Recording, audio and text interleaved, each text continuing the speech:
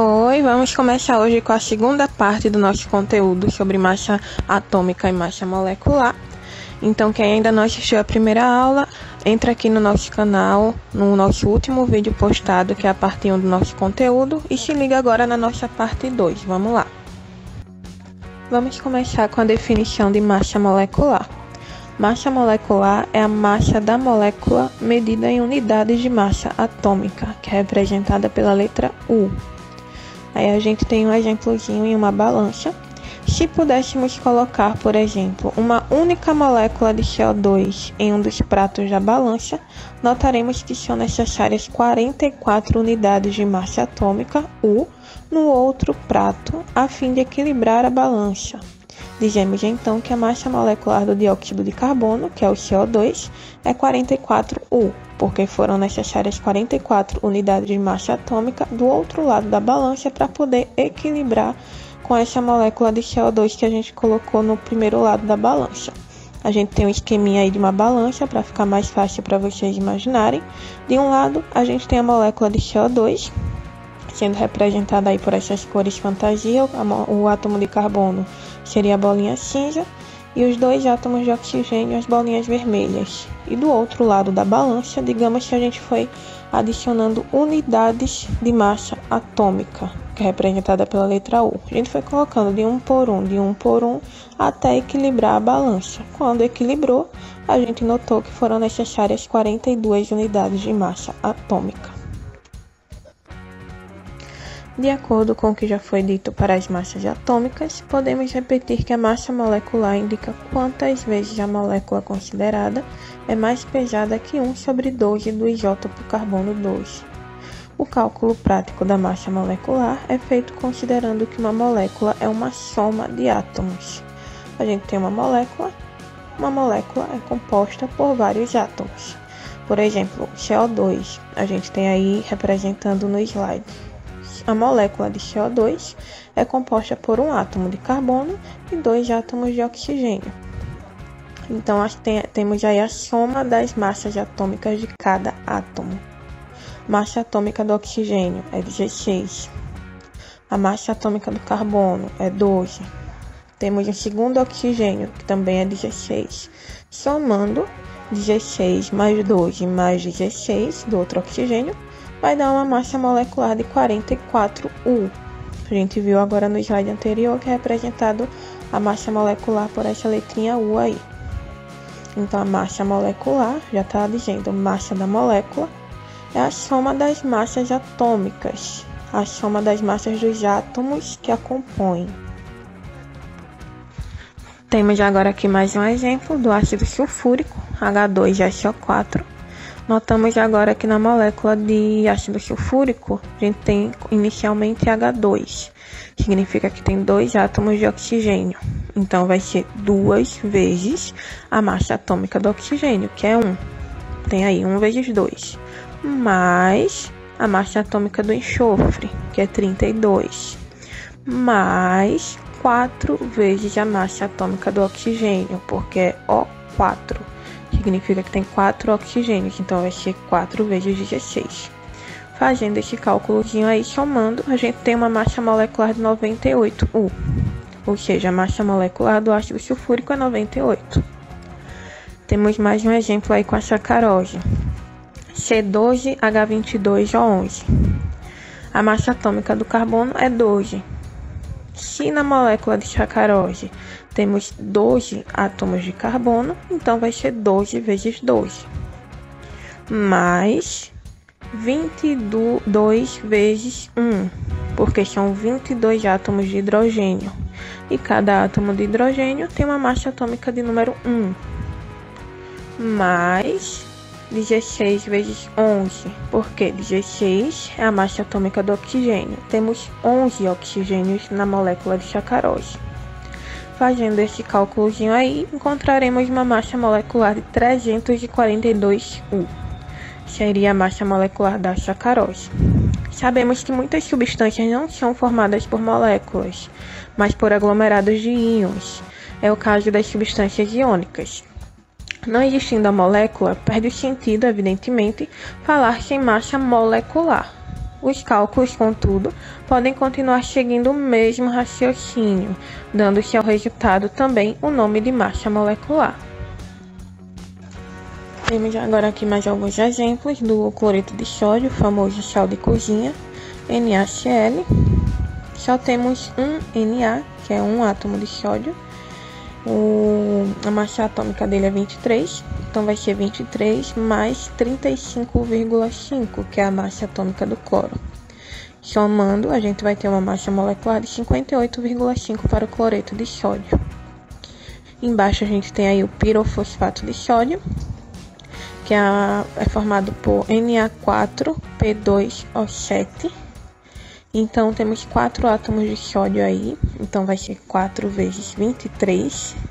Esse 23 é a massa atômica de um átomo de sódio. Se temos 4, vai ser 23 vezes 4. Mais 31 vezes 2. 31 é a massa atômica do fósforo, vezes 2, porque temos 2 átomos de fósforo na molécula do pirofosfato.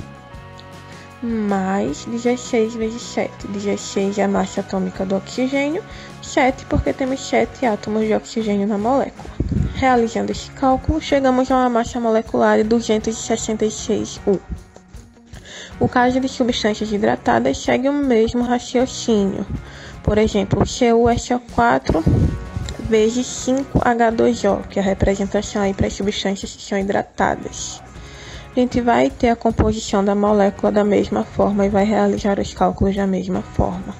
Para o cobre, 63,5, massa atômica, mais 32, que é a massa atômica do enxofre, mais 16 vezes 4, que é 16 a massa atômica do oxigênio, vezes 4, porque temos 4 átomos de oxigênio, mais 5, que é o número de moléculas de água que vamos ter, vezes 1 vezes 2, esse 1 é a massa atômica do oxigênio, vezes 2, porque temos 2 oxigênios na molécula de água, mais 16, que é a massa atômica do oxigênio. Realizando todo esse cálculo, a gente chega a um valor de 249,5, que é a massa molecular dessa substância hidratada. Cu é CO4. Conceito de mol. No cotidiano, várias mercadorias são vendidas em conjunto ou por atacado. Normalmente não se compra um ovo, mas sim uma dúzia de ovos, ou até mesmo meia dúzia de ovos. Não se compra uma folha de papel, mas sim uma resma de papel, que seria um pacote com 500 folhas, ou até mesmo aqueles chamequinhos que a gente encontra em papelarias, que geralmente são vendidos com 100 folhas. Na química, ocorre algo semelhante. O átomo é tão pequeno que é impossível trabalhar, pesar e etc. um único átomo. Os químicos procuraram, então, uma quantidade de átomos que pudesse ser pesada em balanças comuns. A escolha mais lógica foi considerar uma quantidade de átomos que, pesada, fornecesse em gramas o mesmo número já estabelecido como massa atômica. E a gente tem um exemplozinho de um átomo de ferro, um único átomo que pesa 56 U, que seria a sua massa atômica. E a gente tem como se fosse um punhado de átomos de ferro, N átomos de ferro que pesam 56 gramas, que seria a massa atômica do ferro. Evidentemente, o mesmo raciocínio pode ser feito em relação a moléculas, íons e etc. Pois bem, a esse conjunto de N partículas foi dado o nome de mol. Ou seja, nesse exemplozinho aí que a gente viu, desenhado aí no nosso slide, N átomos de ferro pesam 56 gramas. Esse N átomos de ferro a gente chama de mol. É como se fosse um mol de ferro, pesa 56 gramas. A definição oficial de mol, de acordo com o Sistema Internacional de Unidades, SI, é: mol é a quantidade de matéria de um sistema que contém tantas entidades elementares quanto átomos existem em 0,012 kg de carbono 12. Mas afinal, quanto vale esse número N que utilizamos para chamar ao conceito de mol, para chegar ao conceito de mol? Hoje sabemos que seu valor é aproximadamente esse número enorme aí cheio de zeros, que a gente pode resumir para 6,02 vezes 10 elevado a 23 partículas por mol. É um número que foi calculado experimentalmente, que ele afirma que existem 6,02 vezes 10 elevado a 23 partículas do elemento em um mol. Aí a gente tem formando um mol de moléculas contém 6,02 vezes 10 elevado a 23 moléculas. Um mol de átomos contém 6,02 vezes 10 elevado a 23 átomos. Um mol de íons contém 6,02 vezes 10 elevado a 23 íons. E um mol de elétrons, consequentemente, vai ter 6,02 vezes 10 elevado a 23 elétrons. Massa molar M, esse M maiúsculo aí, é a massa em gramas de um mol da substância, o elemento ou íons, etc. Massa molar do cálcio, Ca, é igual a 40 gramas por mol. Massa molar do CO2 é igual a 44 gramas por mol. Massa molar do Na-, que é um íon, que é igual a 23 gramas por mol. Usualmente, as quantidades das substâncias, dos elementos, dos íons, etc., são dadas em gramas, ou quilogramas ou toneladas. Entretanto, todos os cálculos químicos se simplificam se usarmos as quantidades de matéria na sua unidade mol. Torna-se, então, muito importante aprendermos a transformação de gramas em mols. Então, a gente tem aqui um exemplo. Quantos mols correspondem a 88 gramas de dióxido de carbono, CO2? Aí é nos dado aí as massas atômicas, carbono 12, oxigênio 16, e é isso. O dióxido de carbono é composto por carbono e oxigênio. Então vamos lá calcular quantos mols correspondem a 88 gramas de dióxido de carbono. A gente tem aí uma regrinha de 3, tá? Se 44 gramas de CO2 equivale a 1 mol de molécula de CO2, quantos mols vão equivaler a 88 gramas de CO2, que é o que a questão nos está pedindo? Fazendo a regrinha de 3, aí fica N igual a 88 sobre 44.